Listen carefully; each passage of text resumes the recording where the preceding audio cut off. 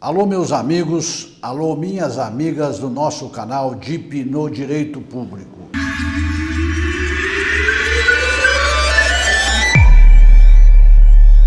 O assunto de hoje é relacionado ao servidor público municipal, ao servidor público que trabalha no Executivo, ao servidor público que trabalha no Legislativo Municipal. E o tema do vídeo de hoje é sobre o desvio de função do servidor público e as consequências para a administração pública ou para o município pela prática deste ato. A princípio, nós temos que ver e já considerar que o desvio de função é um ato ilegal que não pode ocorrer.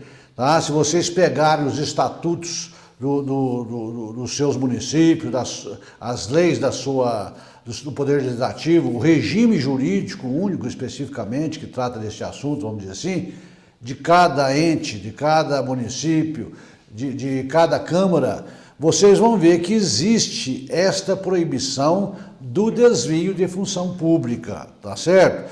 Nós vamos basear aqui no Estatuto Federal, como eu tenho feito quando eu falo de servidor público, por não ter acesso a cada legislação municipal para a gente tratar do assunto. Mas vocês podem ter certeza que este assunto de hoje tem previsão também na lei que trata do regime jurídico do município de cada um de vocês, tá certo? Nós devemos entender primeiro o seguinte: quando é que ocorre o desvio de função? O que é esse desvio de função?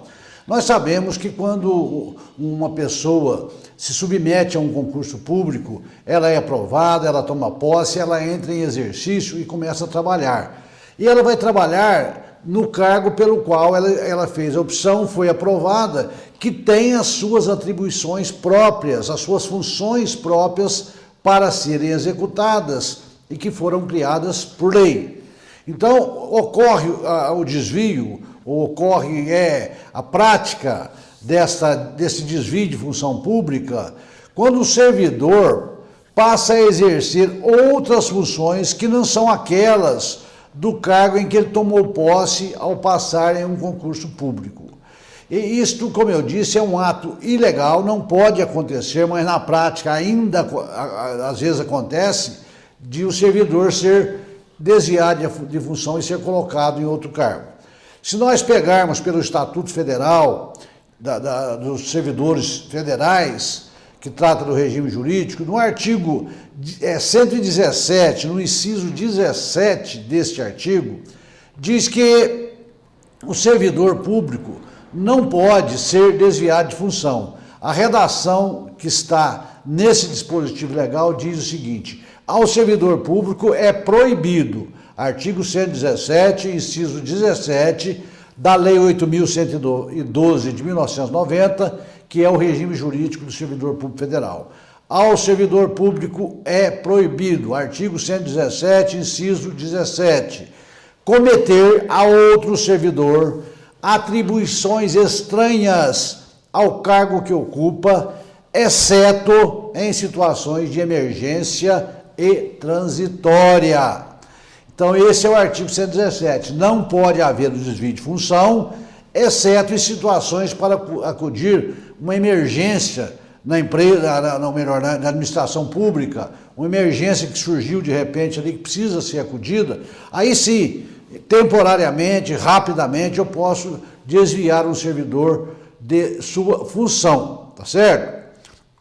Por exemplo, nós não podemos pegar um servidor que ocupa uma função de gari e mandar ele exercer uma função de guarda. Por quê? Porque está havendo um desvio de função, as atribuições são diferentes. Quando ocorre isso, está havendo um desvio de função.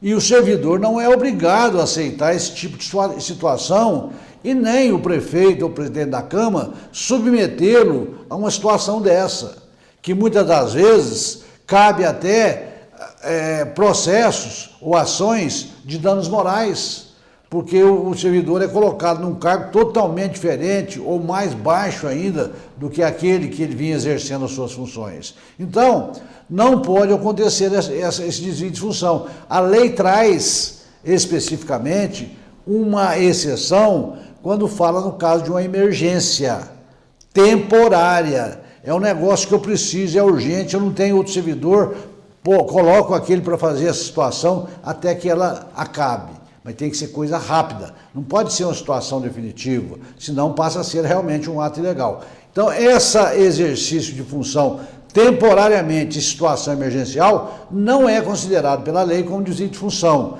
mas tirar o servidor de um cargo, colocar em outro cargo de forma definitiva é um ato ilegal e até imoral contra o servidor público. Não deve acontecer de forma alguma, tá certo?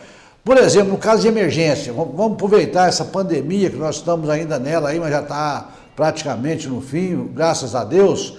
Se eu precisar desviar um servidor num determinado momento, 2 dias, uma semana no máximo, para acudir uma situação ali localizada, que eu não tenho outras pessoas do cargo específico para fazê-la, eu posso sim deslocar um servidor nessa situação, mas é uma situação emergencial, não é uma situação que pode ser temporária, definitiva, como às vezes acontece em determinadas situações, e muitas das vezes até por perseguições políticas do prefeito e do presidente da Câmara. Já assisti cenas como essas, lamentavelmente. Desloca o servidor de um cargo para outro para poder prejudicá-lo. E até, às vezes, no sentido contrário. Um servidor que tem um cargo mais baixo é colocado num cargo superior para beneficiar esse servidor, porque às vezes é apadrinhado do prefeito, do presidente da Câmara, para protegê-lo. De uma forma ou de outra, é um ato considerado ilegal, tá certo?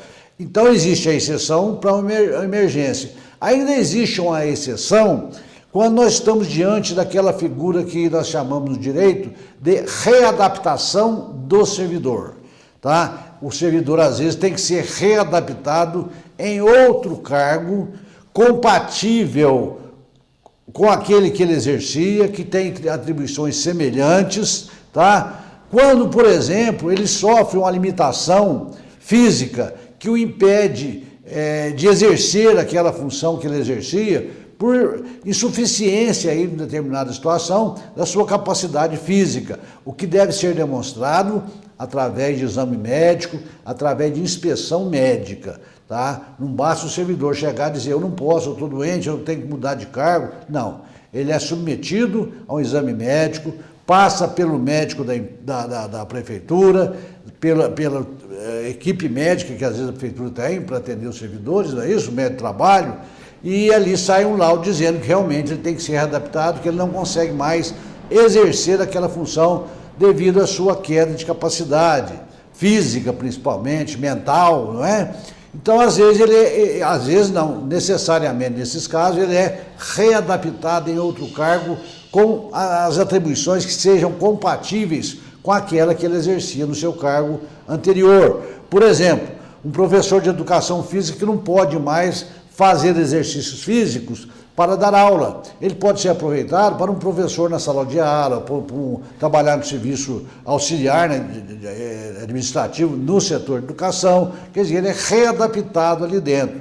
Faz-se um ato, uma portaria, um decreto, considerando isso, considerando aquilo, faz uma série de motivações para este ato, para que ele tenha validade, e aí sim você pode readaptar, tirar esse servidor das atribuições que ele fazia, passando para outro. Esse é um caso de exceção, também previsto no artigo 24 da Lei 8.112 de 1990, que é repetido, como eu já disse para vocês, nas leis municipais que tratam do regime jurídico de cada município. Outra situação que às vezes o servidor, ser desviado das atribuições e que não caracteriza desvio de função, é quando o cargo que ele exerce, ele é extinto pelo prefeito, o presidente da Câmara, porque eu não preciso dele mais, ou quando ele não é extinto, mas ele é declarado desnecessário naquele momento. Nessas hipóteses, o que acontece? O servidor é colocado em disponibilidade remunerada, tá? Recebendo remuneração de acordo com o tempo de serviço, proporcional ao tempo de serviço, né? Ele recebe remuneração de acordo com o tempo de serviço que ele tem. Então, ele fica ali sem trabalhar, em disponibilidade remunerada, até que ele seja aproveitado em outro cargo, que mais ou menos é igual à readaptação. Eu trago o servidor de novo para trabalhar na administração, vou adequá-lo aí num cargo correlato com aquele que foi extinto e ele continua trabalhando. E quando ocorrem essas adaptações, como que fica a remuneração desse servidor? É a mesma que ele recebia no cargo que ele tinha, ou que ele exercia antes, ou é do cargo atual? É do cargo que ele exercia antes. Ele continua recebendo aquela remuneração que ele tinha do seu cargo de origem, inclusive com os adicionais pessoais que ele adquiriu por tempo de serviço durante o período que trabalhou no seu cargo de origem. Então, ele traz para ele essa situação. Por exemplo, nós podemos colocar aqui como exemplo, nesse caso aí, quando ele é colocado em disponibilidade, quando é extinto o cargo, ou quando esse cargo é declarado desnecessário por um ato administrativo, decreto, portaria, ou até mesmo por lei do prefeito ou do presidente da Câmara, previsto aí no parágrafo 3º do artigo 41 da Constituição Federal, faz-se uma portaria, ou um decreto, ou uma lei, declarando que o cargo foi extinto, ou então que esse cargo é desnecessário, coloca-se o servidor em disponibilidade remunerada, fica em casa recebendo remuneração proporcional ao seu tempo de serviço, até que ele seja aproveitado em outro cargo de natureza mais ou menos idêntica àquele que ele exercia antes, recebendo a remuneração do seu cargo anterior com os benefícios que já trouxe, já adquiriu pelo exercício daquele cargo anterior, tá certo? Agora, acontecendo esse desvio de função de forma ilegal, que não é o caso, que nós citamos as exceções, o desvio, como eu disse, um gari para exercer função de guarda, pode trazer consequências para a administração pública. Por exemplo, se esse gari ganhava uma remuneração de R$1.000, um exemplo, né, que está até abaixo do salário, é só para exemplo mesmo, um gari que recebe uma remuneração de R$1.000, passa a exercer uma função de guarda que ganha R$1.500. Então veja o seguinte, ele está desviado de função, recebendo a mesma coisa de gari, mas exercendo atribuições do guarda. Ele pode, posteriormente, na justiça, pedir o recebimento dessa diferença salarial e a justiça vai deferir o seu pedido, o município vai ser condenado a pagar, inclusive com reflexo em horas extras, se tiver, férias proporcionais, adicional noturno, insalubridade, quer dizer, vai criar um problema para a administração, uma ação posterior pedindo esses recursos, tá certo? E pode, nessa situação também, ocorrer o quê? Até mandato de segurança, determinando o juiz que ele retorne